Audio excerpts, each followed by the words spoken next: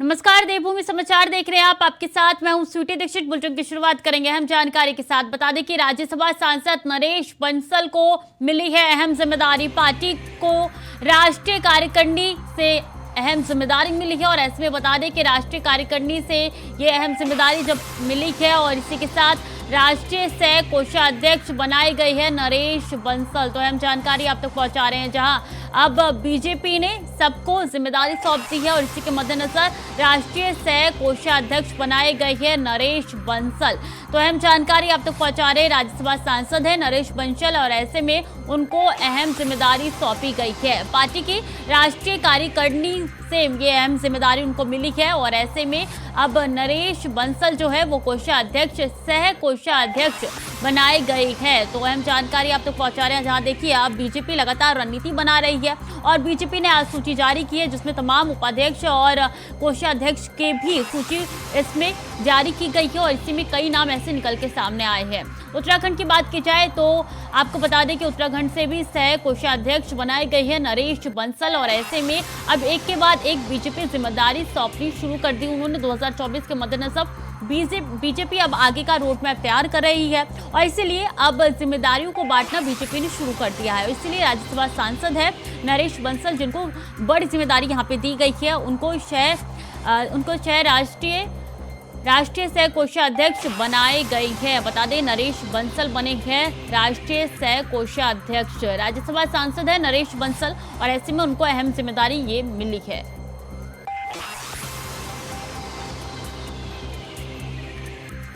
तो राष्ट्रीय कार्यकारिणी में जिम्मेदारी मिली है अहम और ऐसे में राष्ट्रीय सह कोषाध्यक्ष बनाए गए हैं नरेश बंसल। नरेश बंसल को एक नई जिम्मेदारी सौंप दी गई है, वो सह कोषाध्यक्ष बनाए गए हैं राष्ट्रीय और ऐसे में राज्यसभा सांसद है नरेश बंसल। बीजेपी अब आगे की रणनीति बनाते हुए नजर आ रही है। बीजेपी एक के बाद एक कमान अब सौंप रही है और इसीलिए नरेश बंसल को अहम जिम्मेदारी मिली है और वो राष्ट्रीय सह कोषाध्यक्ष बनाए गए हैं। 2024 के मद्देनजर अब बीजेपी सबको जिम्मेदारियां बांट रही है। इसी के मद्देनजर देखिए राजस्थान में भी कई ऐसे मंत्री हैं जिनको जगह मिली है, कई ऐसे विधायक हैं जिनको जगह मिली है और इसी संदर्भ में देखिए अहम जानकारी आप तक पहुंचा रहे उत्तराखंड से। इसी खबर पर ज्यादा जानकारी के साथ अभय कैंतुरा हमारे साथ जुड़ चुके हैं सीधे। अभय, 2024 के मद्देनजर बीजेपी अब पूरी तरीके से मोर्चे पर तैनात नजर आ रही है।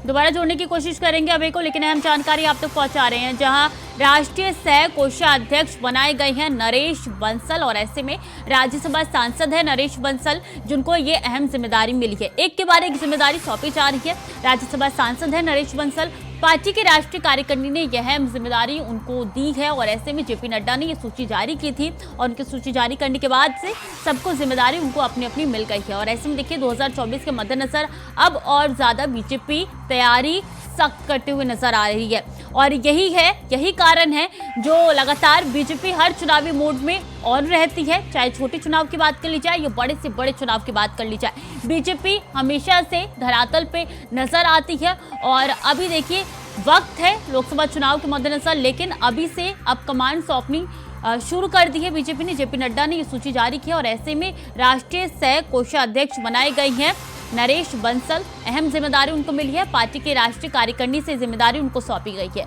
और राष्ट्रीय सह कोषाध्यक्ष बनाए गए हैं नरेश बंसल।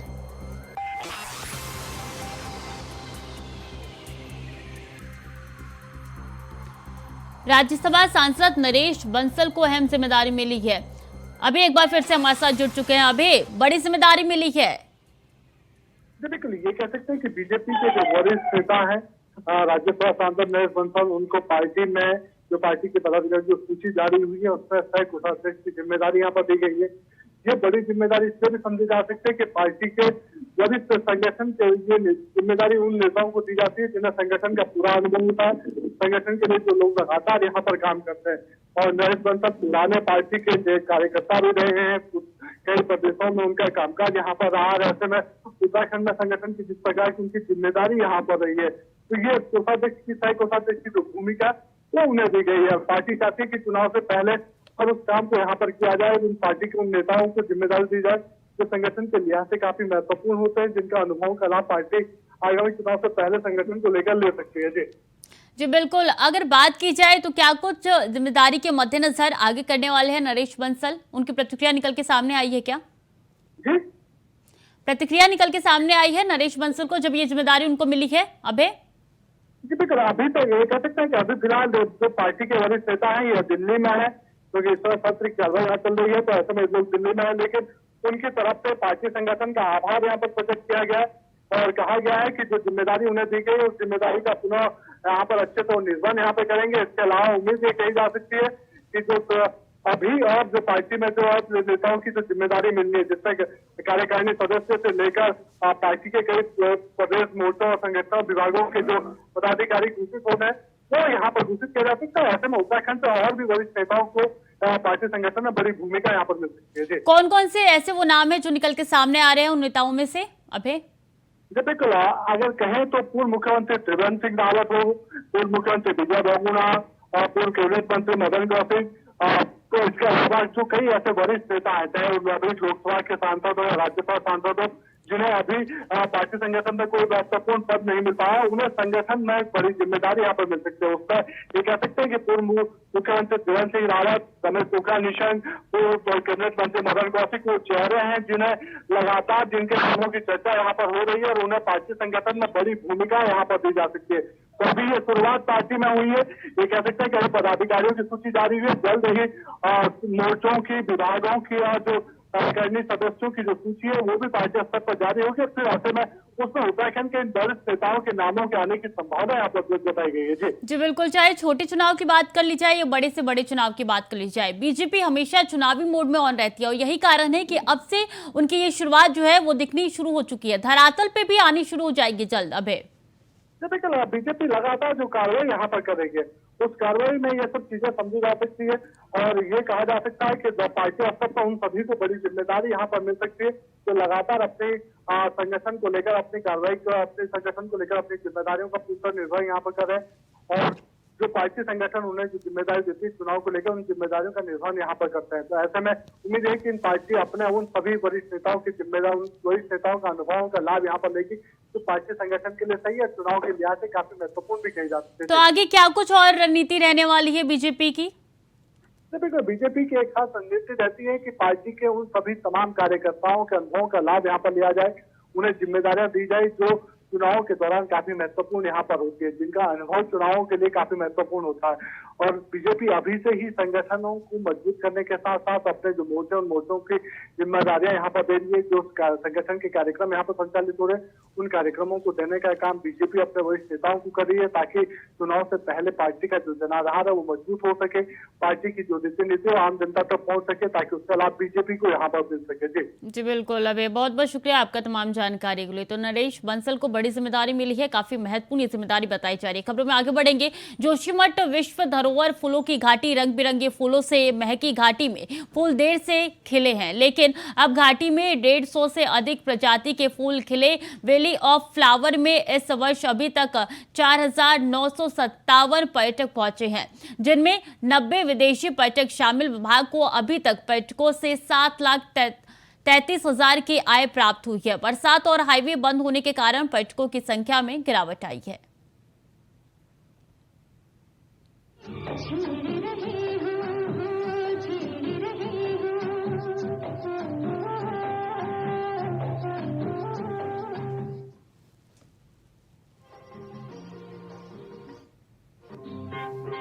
भीगी भीगी रातों में, मीठी मीठी बातों में, ऐसी बरसातों में कैसा लगता है, ऐसा लगता है।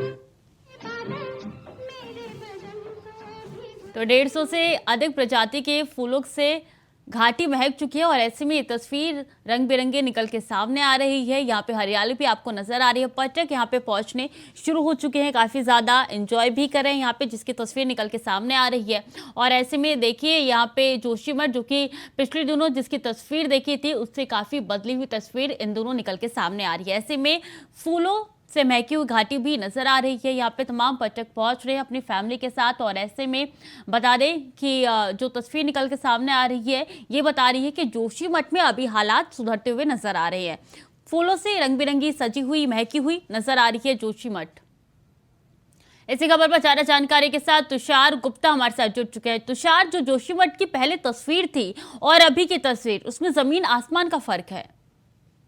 जी हाँ, बिल्कुल। बात की जाए फूलों की घाटी की, तो ये फूलों की घाटी जोशीमठ के पास पड़ती है। तो जोशीमठ जहाँ पर स्थिति की बात की जाए तो वहां पर अभी भी फिलहाल वो स्थिति बनी हुई है। लेकिन जो जोशी फूलों की घाटी की बात की जाए तो एक ये टूरिस्ट प्लेस है जहाँ पर अत्यधिक लोग आते हैं। इसे देश विदेश से लोग देखने आते हैं और उसी जिस तरह की तस्वीरें सामने आ रही है तो कहीं ना कहीं वो लुभाने वाली है। और जोशीमठ की जो आसपास का क्षेत्र है उसके लिए काफी अच्छी न्यूज इसे कह सकते हैं, क्योंकि टूरिस्ट आ रहे हैं बद्रीनाथ और इसकी बात की जाए हेमकुंड साहिब और चारों धाम में लोग आ रहे हैं, दर्शन कर रहे हैं। और ऐसे ही जो फूलों की घाटी है उसमें देखने को मिल रहा है कि दर्शन करने के लिए या फिर जो फूलों की घाटी का लुत्फ उठाने के लिए लोग आ रहे हैं। करीब ऐसी बात की जा रही है करीब 100 से अधिक लोग यहाँ पहुंचे हैं, यहाँ पर देखने के इंतजार कर रहे हैं, जिसमें से कई विदेशी भी हैं। और ये 7 लाख के करीब जो राजस्व प्राप्त हुआ है इस पूरी अभी तक यात्रा की बात की जाए, क्योंकि मानसून अभी चल रहा है और इसी समय ये जो फूलों की घाटी है वो खोली जाती है। तो ऐसे में एक अच्छा पॉजिटिव चीज कह सकते हैं, चाहे वो जोशीमठ के लिए हो या फिर चमोली क्षेत्र जिले के लिए हो, क्योंकि जिस तरह से टूरिज्म बढ़ रहा है बद्रीनाथ या कहा जाए कि चमोली में बद्रीनाथ भी है, हेमकुंड साहिब का रास्ता भी जाता है और साथ साथ फूलों की घाटी के लिए रास्ता भी जाता है। तीनों के लिए ये बहुत ही महत्वपूर्ण चीजें हैं। तो धीरे धीरे जिस तरह से जोशीमठ के लिए सरकार प्रतिबद्ध है और फूलों की घाटी के लिए या फिर टूरिस्ट प्लेस हो जितनी भी उसके लिए कार्य किए जा रहे हैं, तो कहीं ना कहीं जोशीमठ भी इसमें धीरे धीरे प्रगति कर रहा है और धीरे धीरे जिस तरह की तस्वीरें हमने पहले देखी है उसमें कहीं सुधार आ सकता है। जी, तो आपकी क्या पर्यटकों से बात हुई, उनको थोड़ा सा डर नहीं लगा? क्योंकि पिछले दिनों जो तस्वीर निकल के सामने आई थी, या इन दोनों जो बात कर ली जाए लैंडस्लाइड की घटना निकल के सामने आ रही है, ऐसे में उत्तराखंड अभी काफी ज्यादा संवेदनशील एरिया बना हुआ है, तो ऐसे में पर्यटकों को डर नहीं लगा क्या? इसकी फूलों की घाटी की बात की जाए तो इसी जो मानसून का महीना होता है इसी महीनों में ये जो यात्रा है ये खोली जाती है और हेमकुंड साहिब के जो रास्ता होता है उसी के बीच में इसका रास्ता कटता है। तो कहीं ना कहीं खूबसूरत वादी है। दिल्ली की बात की जाए तो अलग अलग तरह के आपको फौना और फ्लोरा इसमें नजर आएंगे, क्योंकि करीब सैकड़ों की संख्या में यहाँ पर जो फ्लावर्स हैं वो देखने को मिलते हैं, अलग अलग प्रजाति के फ्लावर्स होते हैं। साथ साथ जिस तरह की वादियां देखने को मिलती है तो उसी से लुत्फ उठाने लोग यहाँ पर आते हैं, जिससे लोगों को डर भी नहीं लगता और जो उत्साह होता है लोगों के अंदर, चाहे वो विदेश से आए हों चाहे वो देश के कोने से आए हों, उनके अंदर एक उत्साह होता है कि इस तरह की जो प्लेस है, अद्भुत नजारा है, वो देखने के लिए वो वहां पर पहुंचते हैं। जिसके कारण जो डर है चाहे वो किसी भी चीज को लेकर हो, क्योंकि लैंडस्लाइड ये मानसून के महीने में लगातार देखने को मिलती है, ये आम बात हो जाती है उत्तराखंड में। ऐसे में जो यात्री है वो प्रिकॉशन जरूर लेते हैं, लेकिन जिस तरह से मैंने तो आपको थोड़ी देर पहले बताया कि ये मानसून में ही खोली जाती है, तो ऐसे में यात्रियों को इसमें आते हैं, अत्यधिक आते हैं और देखते हैं कि किस तरह से ये जो वादी है वो कितनी खूबसूरत है। जी जी बिल्कुल, उनके चेहरे पे साफ तौर पे नजर आए, कितने ज्यादा खुश नजर आ रहे हैं। बहुत बहुत धन्यवाद तुषार आपका तमाम जानकारियों के लिए। और रामनगर के कार्बेट नेशनल पार्क में विश्व बाघ दिवस मनाया जा रहा है, तो वहीं दूसरी ओर कार्बेट पार्क के अंतर्गत सावलदे पुल के नीचे नदी में एक बाघिन का शव पड़ा मिला, जहां शव मिलने से हड़कंप मच गया। आपको बता दें कि सूचना पर पहुंचे पार्क के आला अधिकारियों और वन कर्मी ने बाघिन के शव को कब्जे में लेकर जांच शुरू कर दी है। तो वहीं पार्क निदेशक डॉक्टर धीरज पांडे ने जानकारी देते हुए बताया कि बाघिन की मौत आपसी संघर्ष प्रतीत हो रही है। साथ ही कहा है कि पार्क के पशु चिकित्सक के जरिए बाघिन का पोस्टमार्टम किया जाएगा और पोस्टमार्टम रिपोर्ट आने के बाद ही मौत की सही वजह सामने आएगी।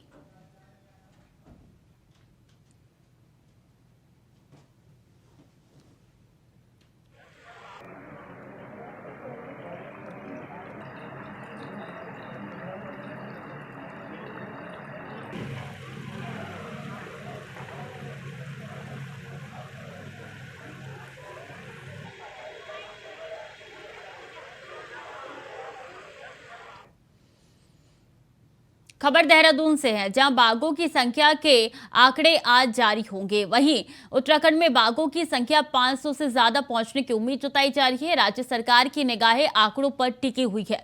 बता दें कि 2018 मतगणना में तीसरी नंबर पर उत्तराखंड था, वहीं पहले स्थान पर मध्य प्रदेश और दूसरे स्थान पर कर्नाटक। साथ ही बताया जा रहा है कि आंकड़ों से सरकार के साथ साथ वनाधिकारियों और वन्य जीव प्रेमियों की इस पर निगाहें हैं।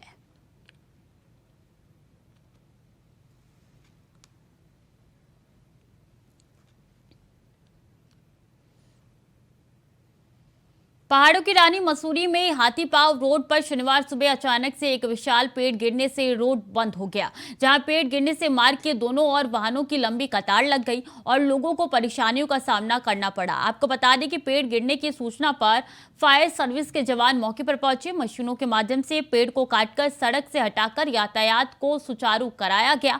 तो वहीं स्थानीय लोगों ने बताया कि मसूरी हाथीपाव रोड पर कई ऐसे विशाल पेड़ हैं जिनकी उम्र लगभग पूरी हो चुकी है और वो कभी भी गिर सकते हैं। कई बार वन विभाग को जर्जर हो गए पेड़ों को काटने के लिए आग्रह भी किया गया, लेकिन इस पर कोई ध्यान नहीं दे रहा है।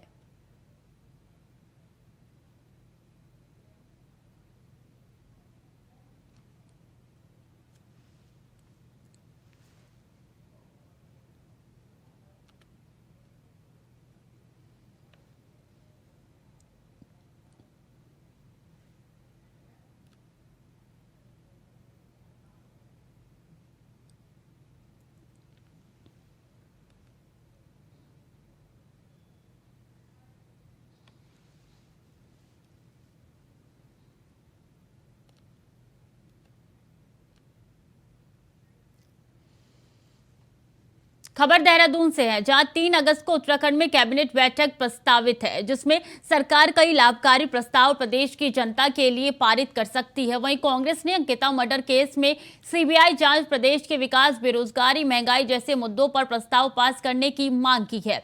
इस दौरान कांग्रेस प्रदेश प्रवक्ता शीशपाल सिंह बिष्ट ने कहा कि केंद्र सरकार के विकास का डबल इंजन सहित कई जनहित कार्यों पर सरकार मौन है, जिस पर सरकार को सोच विचार करके बेहतर रणनीति बनाकर कोई प्रस्ताव विकास, रोजगार और प्रदेश की जनता के लिए लाभकारी लाना चाहिए।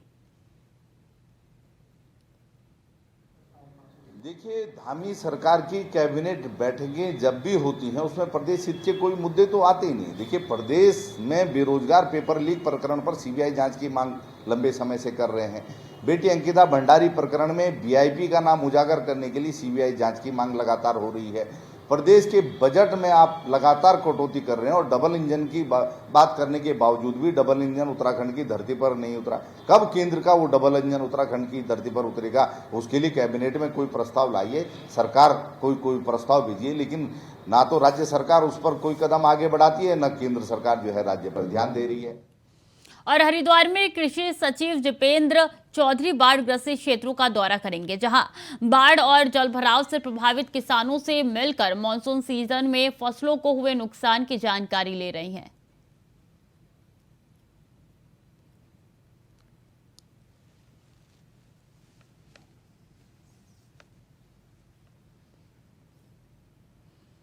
बाढ़ जलभराव से प्रभावित किसानों से मिलेंगे आज और ऐसे में फसलों को हुए नुकसान से जानकारी लेंगे दीपेंद्र। और ऐसे में ये दौरा काफी महत्वपूर्ण बताया जा रहा है, क्योंकि उत्तराखंड ऐसा राज्य हो चुका है जहां कई दिनों से लगातार बाढ़ आ रही है। हरिद्वार की स्थिति काफी ज्यादा संवेदनशील है, कई इलाकों में बाढ़ इस वक्त आई हुई है, कई इलाके जल भराव से जूझ रहे हैं और ऐसे में फसलों को भी काफी ज्यादा नुकसान हो रहा है।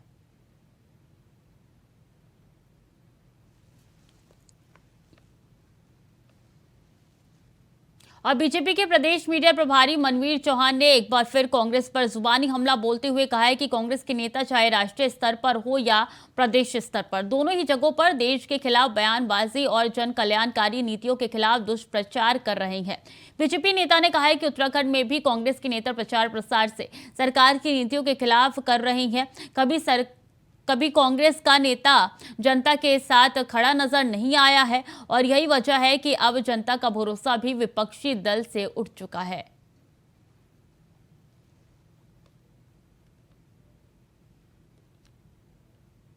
इसके अंदर षड्यंत्र करने का काम कांग्रेस कर रही है। प्रदेश के अंदर जो अच्छे कार्य आदरणीय मुख्यमंत्री पुष्कर सिंह धामी जी के नेतृत्व में हो रहे हैं, उनके खिलाफ जनता में अनर्गल बयानबाजी करना और युवाओं को भड़काने का काम करना और षड्यंत्र रच करके लोगों को उस षड्यंत्र में शामिल करके सरकार के खिलाफ माहौल बनाने का काम कांग्रेस पार्टी कर रही है, कांग्रेस के नेता कर रहे हैं।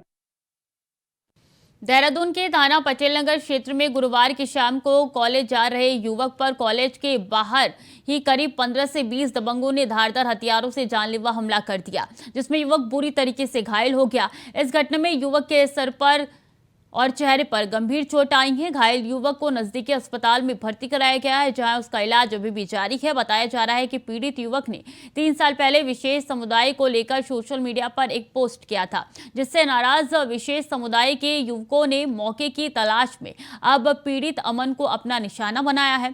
घटना की जानकारी मिलने के बाद अस्पताल में हिंदू संगठन के भी कई युवाओं ने आरोपियों की धरपकड़ के लिए हंगामा किया, जिससे वहां मौजूद पुलिस ने बमुश्किल शांत कराया।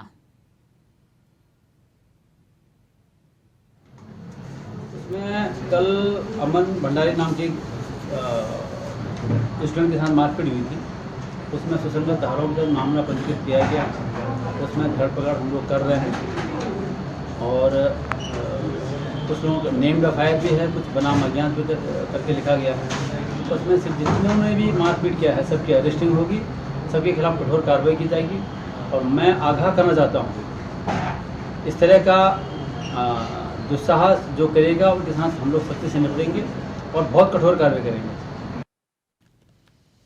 खबर लक्सर से है। प्रदेश के कृषि और कृषक कल्याण दीपेंद्र चौधरी ने कृषि विभाग के अधिकारियों के साथ लक्सर और खानपुर के बाढ़ग्रस्त क्षेत्रों का दौरा किया। इस दौरान ग्राउंड जीरो पर किसानों से मुलाकात भी की। इस मौके पर उन्होंने कहा है कि जिलाधिकारी द्वारा सर्वे के लिए टीमें लगाई गई है। टीमें द्वारा जल्द ही सर्वे कार्यों को पूरा कर लिया जाएगा, लेकिन लक्सर तहसील क्षेत्र गन्ना बुआई वाला क्षेत्र है। गन्ने को लेकर किसान बेहद चिंतित है।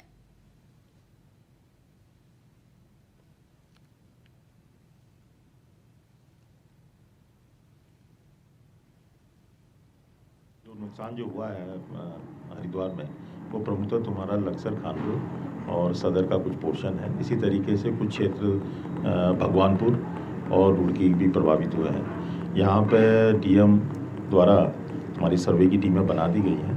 आज मैं लगभग 21 गाँव में गया, काश्तकारों से बातचीत करी। जो सर्वे का नुकसान है वो तो हमारी सर्वे टीम खेत खेत में जा कर के उसका आकलन करेगी और काम चल रहा है।